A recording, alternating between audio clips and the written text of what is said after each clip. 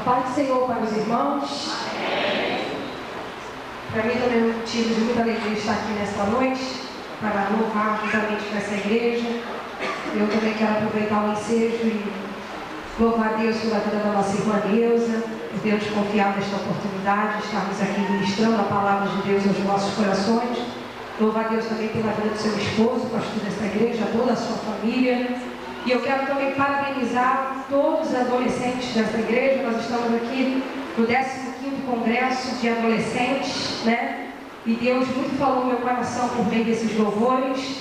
Que Deus possa continuar abençoando cada coração aqui presente, amém? Quem já sentiu a presença de Deus aí, levanta a mão assim. Diga glória a Jesus. Agora vai com essa mão abençoada no nome de quem estiver na sua direita ou esquerda. Bata de leve assim no nome do seu irmão. Diga assim: ei, dê pelo menos um glória hoje, irmão. Oh, glória a Deus. Aleluia. Eu convido você que trouxe a sua Bíblia, que está sentado, que pode se colocar de pé. Faça isso em nome de Jesus. Quem trouxe a Bíblia, abra no tema comigo nesta noite. Na Epístola do Apóstolo Paulo aos Romanos, capítulo de número 12, no versículo de número 2. Quem encontrou aí, diga: eu encontrei. Glória a Jesus. Quem não encontrou ainda, peça, espere por mim. Vou esperar, não pode procurar devagarzinho. Está cedo ainda, até meia-noite dá para pregar a palavra de Deus, amém? Oh, glória a Deus. Quem tem marcador de Bíblia, deixa marcado aí, deixa marcado. Você que tem marcador de Bíblia, alguma coisa que sirva para marcar, já encontrou, deixa marcado. Leva a Bíblia ao assento. Percebeu que esse irmão que está do seu lado aí, esse que fez mais barulho hoje, já encontrou, já deixou marcado? Pega na mão desse crente aí, em nome de Jesus. Se a mão estiver gelada, diga assim: até o final Jeová vai te esquentar hoje. Oh, aleluia. Glória a Deus. Repara se esse crente da teu lado está cochilando. Tem gente que cochila até em pé. Olha para ele, olha para ela. Está cochilando, está cochilando. Manda ele glorificar. Isso, fala aí, glorifica, irmão. Prova que você está bem acordado hoje.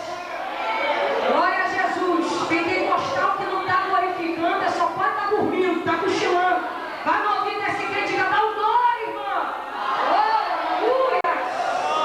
Glória a Deus.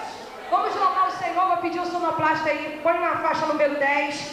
E eu quero louvar Jesus juntamente com você. Ei, você que é adorador, que gosta de adorar a Deus. Eu costumo dizer que quem não gosta de me ouvir cantar vai ter que me aturar até o arrebatamento da igreja, porque foi para isso que Deus me fez, para ser adoradora. Ainda bem que o salmista diz que quem tem fôlego louve ao Senhor. Ele não diz quem sabe cantar. Já pensou? Só quem sabe cantar que cante? Não. Quem tem fôlego louve ao Senhor. Se você não conhecer o louvor, Sani, mas então não sei se eu vou conhecer o louvor. Se não conhecer, mistura o teu glória a Deus e aleluia com louvor, porque aí Jeová vai ficar feliz da vida. Oh, aleluia. Quem quer fazer Jesus feliz hoje? Quem quer? Então vamos misturar o teu glória a Deus com louvor. Vamos, vai ficar bonito. Vamos fazer bonito para Jesus. Glória a Deus. Oh, aleluia. Deus está falando da tua vida hoje. Glória a Deus. Aleluia.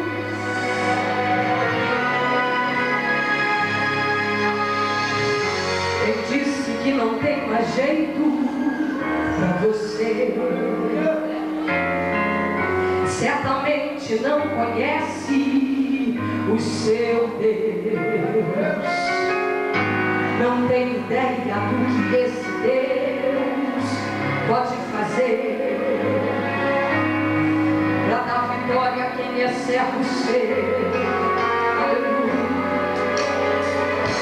Quem disse que já está tudo acabado, que você já é o derrotado, desconhece o poder que seu Deus tem. Oh, aleluia. Não sabe que ele luta por você.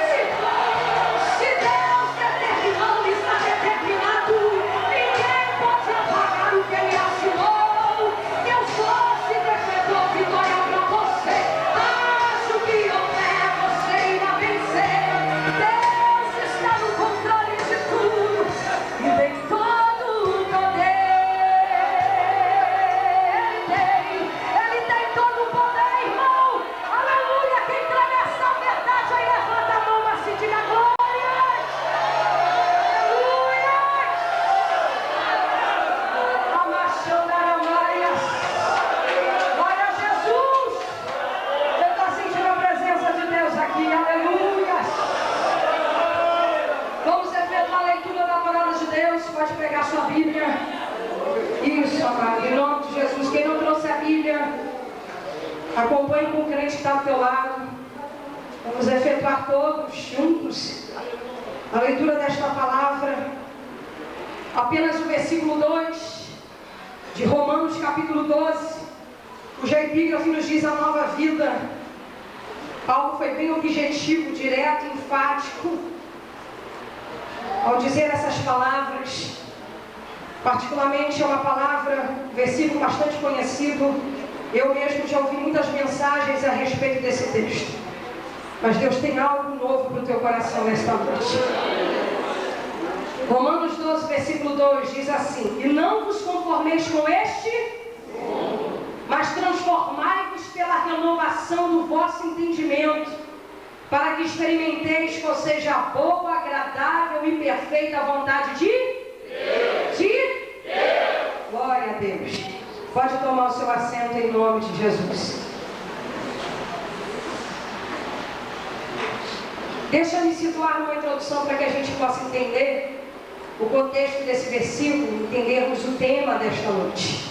Eu convido você aqui à frente a olhar para cá, meu amado, em nome de Jesus. Evite conversar, eu vou pedir isso com carinho, senão você não vai entender a mensagem de Deus nesta noite.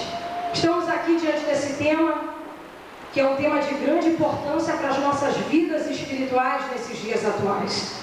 Pois a Epístola de Romanos, escrita pelo nosso irmão Décio, cujo autor é Paulo, tem mudado a vida de muitas pessoas, tem mudado nações, até os rumos da história. E eu tenho certeza que qualquer cristão que passa a compreender Romanos tem convicção disso, que a sua vida jamais será a mesma. Porque temos exemplos da história de John Wesley, que foi o grande avivalista britânico do século XVIII, este que foi o fundador da igreja metodista. Depois que passou a conhecer Romanos, ele mesmo disse: depois que conheci Romanos, a minha vida mudou. Não só John Wesley, mas também descobri que Agostinho, ele também testemunhou no século XVIII, até mesmo em 386 a.C., ele disse que toda a sua vida mudou depois que ele leu Romanos 13:13. Não só Agostinho, mas também eu descobri que Lutero, na reforma religiosa, ele disse que depois que passou a ler a Epístola de Romanos, no capítulo 1, no versículo 17, que diz que o justo viverá da fé, ele disse que Deus mudou o rumo da sua história, Deus mudou o curso da sua vida. Então Romanos aqui, por outro lado, eu posso perceber que a indiferença e a letargia espiritual pelas quais passa a igreja de Cristo, levando o povo de Deus a conformar-se com este mundo, contrariam frontalmente a recomendação do apóstolo Paulo lá em Romanos, no capítulo 12, no versículo 2, cujo tema nos diz: não vos conformeis com este mundo, mas transformai-vos pela renovação do vosso entendimento, para que experimenteis qual seja a boa, agradável e perfeita vontade de Deus. Temos notado não poucas vezes que, por vergonha ou timidez, alguns crentes se permitem ser levados pelos valores e costumes dos incrédulos. Frases como "todo mundo faz assim" ou "isso é normal hoje em dia" servem como desculpas para se manter numa vida de pecado. Mas Paulo disse: não vos conformeis com este mundo. E o mundo aqui no sentido do texto é todo esquema contrário ao projeto de Deus. Este mundo não pode imprimir os seus valores em nós, moldando-nos à sua maneira. Porque eu creio aqui, amados, que o conformismo vem inibindo a atuação do Espírito Santo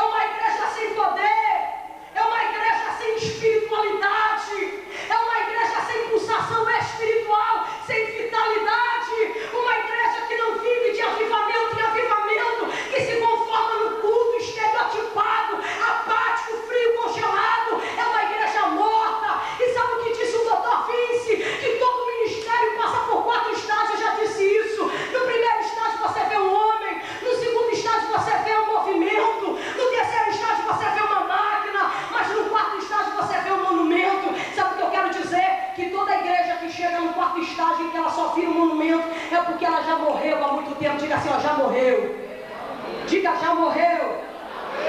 E sabe o que a gente vê numa igreja morta? A primeira coisa que você vê numa igreja morta é um pregador morto no culto. Uma pessoa superficial falando às pessoas superficiais, encorajando as pessoas a serem mais superficiais, com mensagens cheias de sociologia, filosofias, literatura, parece até um aquecedor quebrado, porque o fone está ali funcionando, mas o calor se foi há muito tempo. O que é que você vê numa igreja morta? Você vê uma esperança morta.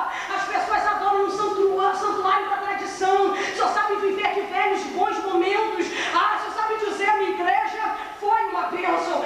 Fulano foi uma bênção. O que é que você vê numa igreja morta? Você vê uma adoração morta. As pessoas adoram como se Jesus ainda tivesse morto e enterrado. Não se ouve glória a Deus ou amém dessas igrejas. O que a gente só vê é apenas bocejos. Dá até para se esquiar nos corredores dessas igrejas porque faz muito frio. O que é que você vê numa igreja morta? Você vê um ministério morto. Não há evangelismo, não há missões. A alma já não se converte mais nessa igreja. Só há teias de aranhas no tanque batismal. É isso que você vê numa igreja morta. As pessoas já não se preocupam mais com as almas. Mas eu profetizo, amados, que aqui há crentes que os corações estão ardendo de paixões pelas almas. Pessoas que estão aqui sentados, mas estão sentindo o cheiro das almas das suas narinas.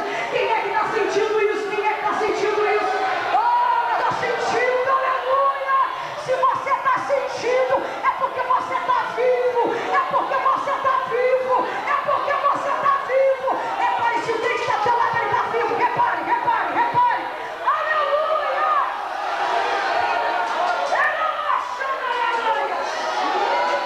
Você quer ver um crente morto? Se ele já faz pouco caso com as almas. Esse crente que quando se converte na vida, ele é o primeiro a se levantar para ir embora. Já vi aqueles crentes que chegam na hora do apelo e faz pouco caso. Ele se levanta porque ele já morreu há muito tempo. Se ele só se preocupa em enterrar crente, se o irmão está fraco e ele só sabe pisar, se o irmão está perto de um abismo, ele é o primeiro a empurrar porque ele já está morto há muito tempo. Porque quem não tem compaixão pelas almas, quem não se sensibiliza por vidas, é porque já morreu há muito tempo. Mas eu profetizo, se tem crente morto aqui, Jesus vai ressuscitar. Jesus vai ressuscitar. Diga assim, ressuscita Jesus. Mais alto, ressuscita Jesus. Aleluia! Nós somos inconformados, amados. Nós não podemos nos conformar com um culto frio. Nós não podemos nos conformar com um culto sem a presença do Espírito. Você não deve se conformar e achar que seu coração é apenas um hotel. Que quando chega no dia da festividade, o Espírito Santo vem aqui e se hospeda no teu coração. Mas quando acaba a festividade, o Espírito Santo vai embora. Não. O Espírito Santo não tem que se hospedar dentro de você. O Espírito Santo tem que morar em você. Pela paixão da Aramaias. Não vos conformeis com este mundo, disse Paulo. E eu sei que existem duas palavras no grego do Novo Testamento para mundo, que são cosmos e aion. Diga cosmos. Diga aion. Cosmos aqui significa o mundo físico, mas aion significa pecado. Quando eu falo do mundo físico, escuta o que eu vou dizer, para o mundo físico, diga assim, para o mundo físico, isto é, para o mundo cosmos, o Senhor nos exortou a sermos luz e sal. Diga assim, eu preciso ser luz. Diga, eu preciso ser sal. Mateus capítulo 5, versículos de número 13 a 16, Jesus disse para os discípulos: vós sois o sal da terra. Ora, se o sal vier a estar insípido, como lhe restaurar o sabor? Para nada mais presta, senão para ser jogado fora e ser pisado pelos homens. Mas Jesus ainda se referindo ao mundo cosmos, ele ainda disse: vós sois a luz do mundo, e não se pode esconder uma cidade edificada sobre um monte, e nem se acende uma candeia para colocá-la debaixo de um queime, mas no velador para iluminar a todos que se encontram numa casa. Assim resplandeça a vossa luz diante dos homens, para que todos vejam as vossas boas obras e glorifiquem o Pai que estás no céu. O sermão do monte aqui evidencia a importância com que os discípulos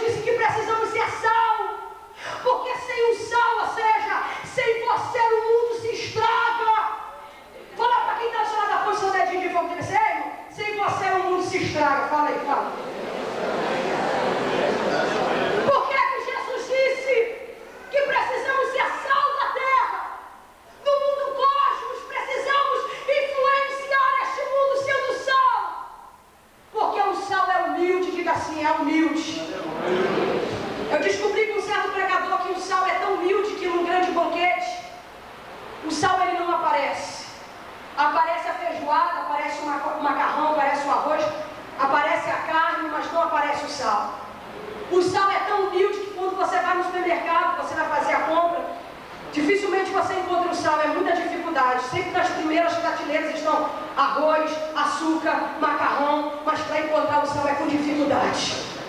O sal é tão humilde, amado, tão humilde que ninguém reclama do preço do sal. Já vi gente reclamar porque subiu o preço do arroz, subiu o preço da carne, mas eu nunca vi ninguém reclamar do preço do sal. O sal é humilde, mas ele é importante, porque se ele faltar, todo mundo percebe a sua importância. Ele é humilde, mas ele não pode faltar. Diga, você não pode faltar.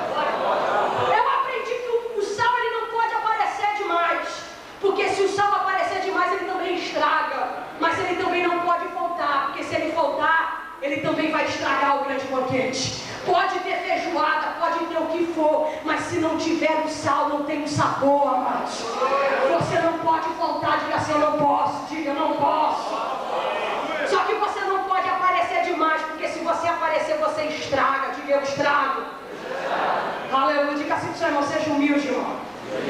Não queira se aparecer, não, senão você vai estragar a festividade hoje. Fala aí.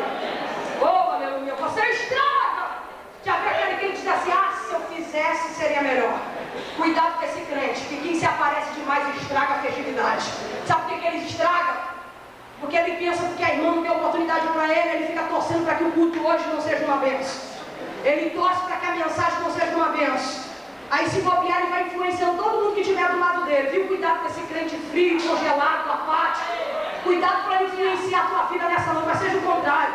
Jesus quer que sejamos influenciadores, então influencie esse crente aí nessa noite. Oh, aleluia!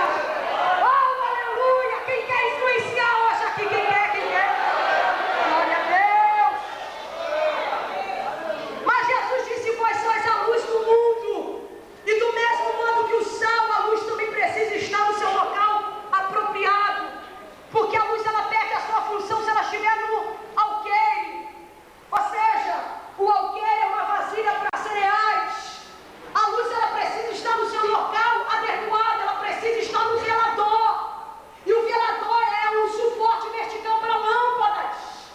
Se o sal aqui fala de caráter, a luz fala de testemunho.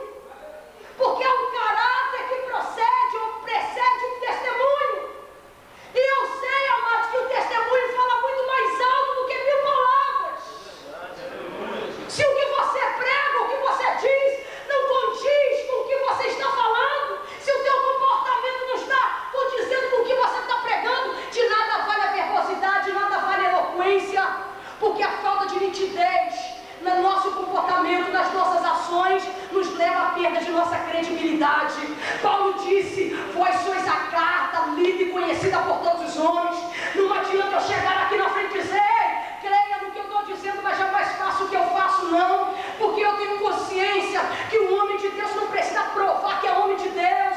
Porque suas obras falam por ele. As pessoas que foram transformadas pelo seu ministério testificam o seu favor. Oh, amado, testemunho aqui fala de andar numa vida de sinceridade. Não adianta eu estar pregando, mas andar numa vida fora da presença de Deus. O que Deus está falando de ter testemunho, de ser luz, é você andar em sinceridade. Lembra de Abraão? Gênesis capítulo 17, no versículo 1, na parte C.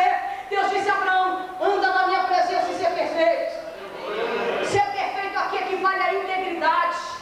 E a palavra integridade no hebraico é também significa que o sujeito íntegro é aquele que faz o que diz e diz o que faz. Quer andar em sinceridade? Não adianta ser luz aqui dentro, mas lá fora dar mau testemunho. Não adianta chorar aqui dentro, cantar bonito, falar bonito aqui dentro, mas lá fora ninguém saber que você é crente.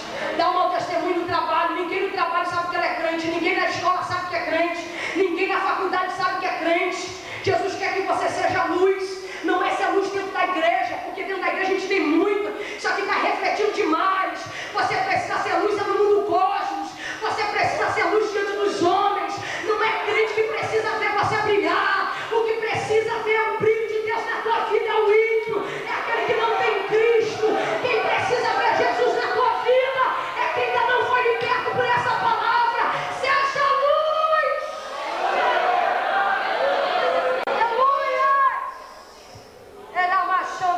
Eu estou sentindo a presença de Deus.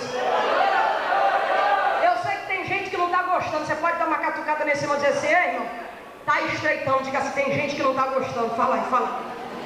Oh, aleluia.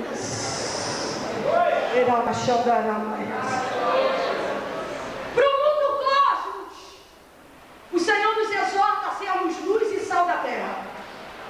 Mas para o mundo aio, que significa pecado, o Senhor nos exorta a termos cuidado com o mundanismo. Diga assim, ó, mundanismo. Mundanismo é escolher os valores seculares no lugar da prioridade do reino.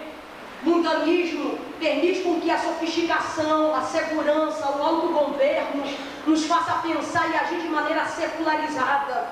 O mundanismo é um teatro porque cria a impressão de que somos santos, separados e devotos quando nós não somos. O mundanismo nos faz amar mais as coisas do mundo do que a Deus. E sabe para quem ama as coisas do mundo? Tiago 4,4 diz: adúlteros e adúlteras, não sabeis vós que a amizade com o mundo é inimizade com Deus? Qualquer que quiser se tornar amigo do mundo, torna-se inimigo de Deus. 1 João 2:15-16 diz que não ameis o mundo e nem as coisas que há no mundo, porque aquele que ama o mundo, o amor do Pai não está na sua vida. E o que há no mundo é a concupiscência da carne, dos olhos, a soberba da vida. Isso não procede do Pai, mas isso procede do mundo, ou seja, do mundo aio, procede do pecado. Mas aqueles que amam a Deus fazem a sua vontade. Aperta a mão desse irmão, dá uma olhadinha nos olhos. Isso, dentro dos olhos desse crente, diga assim: ame a Deus, ame a Deus, ame a Deus.